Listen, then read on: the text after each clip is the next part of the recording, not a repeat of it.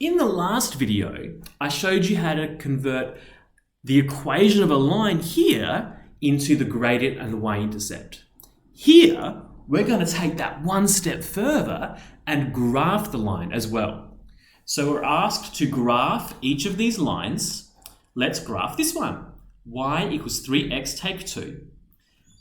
In order to graph it, one strategy is to write the gradient and the y-intercept.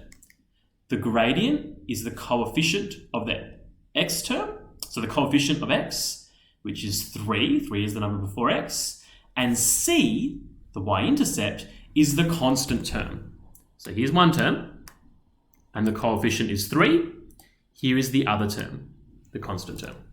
So c is -2. The y-intercept is -2.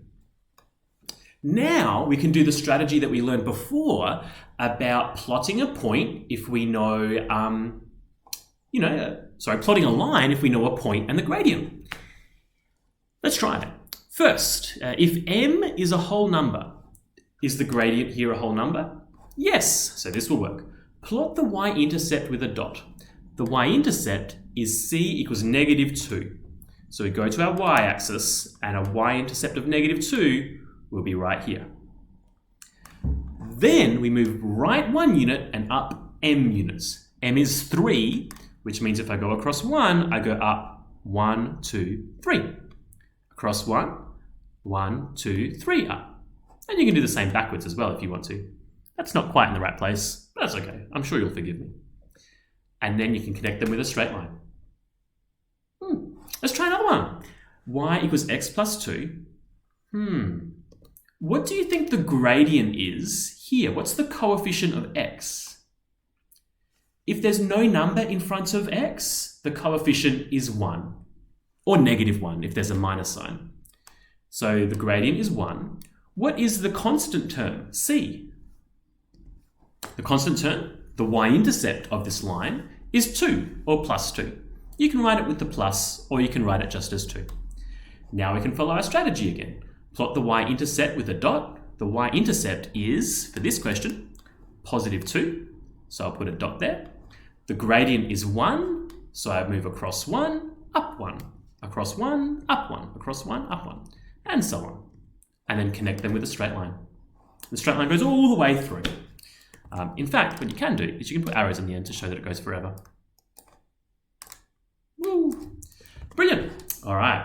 Y equals 2/3 x. Fractions. Eek. That's okay. We'll be fine.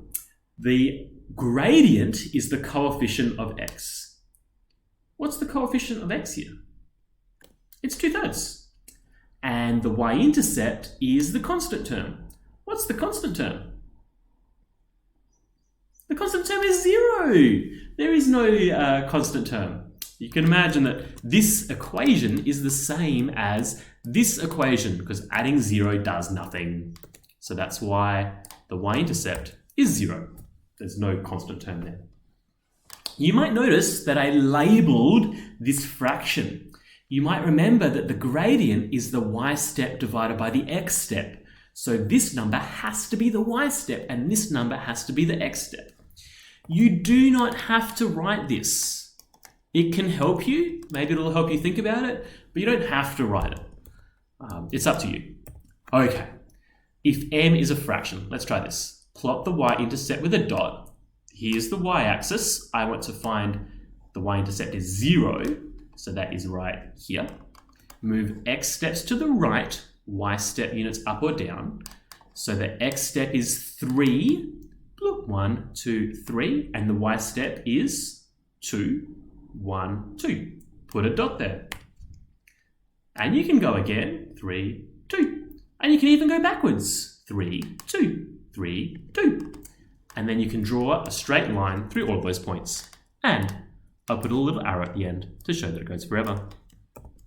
I think we should practice with some lines that have a negative slope. These all have a positive slope. You can tell because they're all uphill. Let's do the same thing. Y equals -3/2 times x.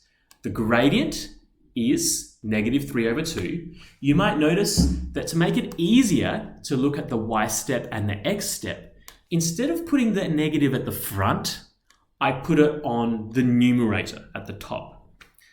You don't have to do that, but I find it makes it easier to see that I go 3 steps down negative. What's the y-intercept of this? The y-intercept is the constant term, and there is no constant term, so the y-intercept is 0. I follow my strategy from the previous slide. I look at my y-intercept, which is 0, so I put a dot there.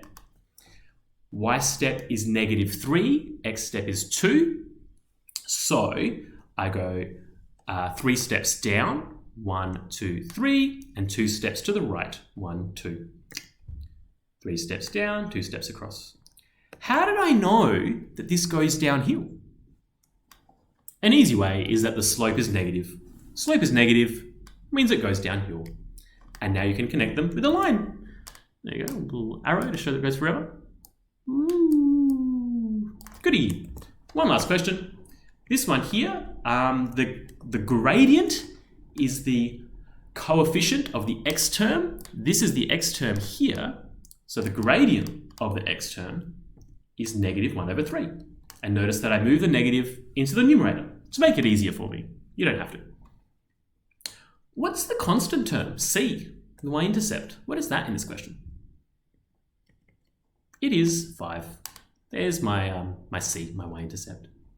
And again, you'll note that I label the numerator as the y step and the denominator as the x step. You don't have to do that, but maybe it'll help you. So c, the y-intercept is 5, so I'll go up 1, 2, 3, 4, 5, and put a dot there.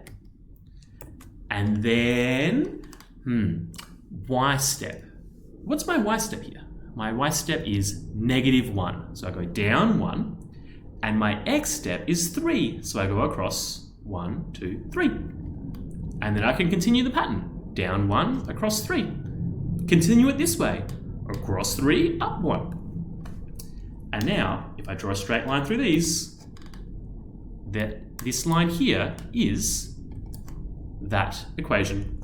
You might remember a really long time ago in this topic, I got you to draw the graph by saying, oh, okay, well, what if x is 0? What if x is 1? What if x is 2? What if x is negative 1? And you have to do every single value of x or a whole bunch of different values of x, and it's really annoying.